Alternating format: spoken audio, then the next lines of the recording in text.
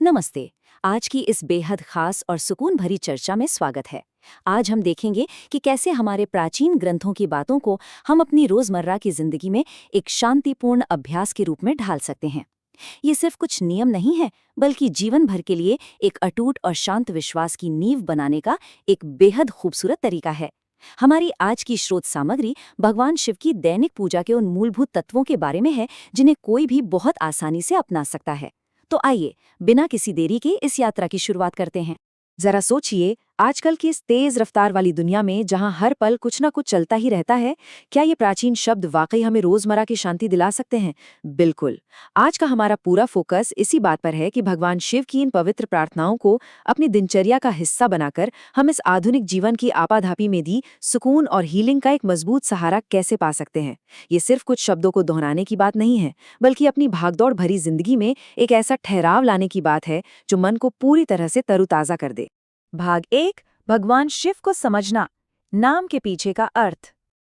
अगर हम बिल्कुल शाब्दिक अर्थ पर जाएं तो स्रोत ग्रंथों के अनुसार शिर अक्षर का मतलब है पापों और सारी नकारात्मकताओं को नष्ट करने वाला, और वहीं व का अर्थ है देने वाला, यानी अनंत आशीर्वाद और कल्याण प्रदान करने वाला। ये परिभाषा सच में भगवान शिव की असीम और परोपकारी प्रकृति को बहुत ही शानदार ढंग से हमारे सामने रखती है। एक तरफ बुराई का अंत और दूसरी तरफ अच्छाई का वरदान। अद्भुत संतुलन है ना? भाग 2, दैनिक पूजा की तैयारी, एक पवित्र स्थान बनाना। अब स्रोत के दिशा निर्देश बहुत स्पष्ट रूप से सलाह देते हैं कि ये अभ्यास किसी शांत और पवित्र जगह पर ही होना चाहिए। इसके लिए बस 3 बहुत ही आसान से चरण हैं। पहला, सुबह या शाम का कोई एक समय तय करना। वैसे आदर्श रूप से देखा जाए तो सुबह का शांत वक्त सबसे बेहतरीन होता है, क्योंकि उस समय बाहर का शोरगुल नहीं होता और फोकस बहुत अच्छा बनता है। दूसरा चरण है घर का कोई भी एक शांत कोना ढूंढना जिसे साफ रखा जा सके। और तीसरा, बहुत ही साधारण घरेलू चीजें अर्पित करना। इसके लिए किसी विशेषज्ञता की बिल्कुल जरूरत नहीं है। सारा खेल सिर्फ और सिर्फ भाव का है। इस पूजा के लिए किसी बहुत बड़े तामझाम या जटिल आयोजन की कोई आवश्यकता नहीं है। घर में आसानी से मिल जाने वाली चीजें जैसे धूप, एक साधारण सा दीपक और नैवेद्य यानी कोई भी शुद्ध प्रसाद काफी है।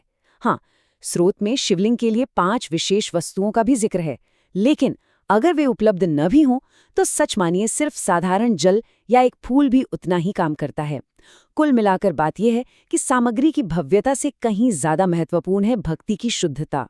भाग 3, शिव चालीसा का पाठ, आंतरिक शांति का मार्ग। मूल ग्रंथों में एक विशेष वाक्यांश पर बहुत ज्यादा जोर दिया गया है, और वो है ध्यानपूर्वक। इसका सीधा सा मतलब है कि इन पवित्र पंक्तियों का जाप पूरे ध्यान, सचेत अवस्था और बिल्कुल शुद्ध मन से किया जाना चाहिए। मतलब ये कोई मशीन की तरह फटाफट पढ़ने वाली चीज नहीं है। जब मन पूरी तरह से उन शब्दों के अर्थ पर टिक जाता है, तभी इसका असली जादू काम करता है। समझ लीजिए कि ये एक तरह का मेडिटेशन ही है। तो इस तरह के गहरे फोकस के फायदे क्या हैं? जैसा कि स्रोत हमें बताते हैं, इस अभ्यास से इंसान हर तरह के भय से मुक्त हो जाता है। ये संकट के समय एक ढाल बन जाता है, और यहाँ तक कि रोग और मानसिक तनाव से भी बहुत राहत देता है। और मानसिक तनाव, हम सब जानते हैं कि आज के दौर में ये कितनी बड़ी समस्या है। ये अभ्यास रोजमर्रा की चिंताओं को दूर करके मन को वो शांति देता है जिसकी हम सबको सबसे ज्यादा जरूरत है। भाग 4, पवित्र मंत्रों से उपचार, गहरे संकटों पर विजय। अब ये सवाल उठना बहुत स्वाभाविक है कि जब जीवन में कोई बहुत बड़ा संकट आ जाए, कोई गहरी विपत्ति आ जाए, तो ऐसे में हीलिंग कैसे मिले? ऐसे ही मुश्किल पलों के लिए हमारी स्रोत सामग्री एक बेहद विशिष्ट और असाधारण रूप से शक्तिशाली मंत्र की ओर इशारा करती है।